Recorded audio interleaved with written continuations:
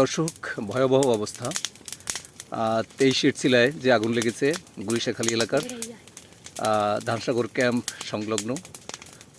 সেখানে দেখতে পাচ্ছেন যে কলম তেজির চেয়েও আগুনের তেজ অনেক তীব্র। জানি না কি হয় এখানে। যেহেতু দুর্গম পথ, এখান থেকে এখানে ফায়ার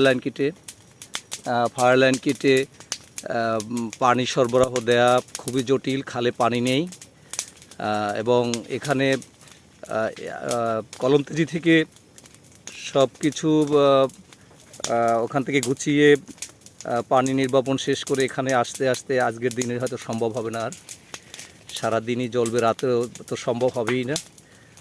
পুড়ে ছারকার হয়ে যাচ্ছে সুন্দরবন। জানি না কী হবে শেষটায়।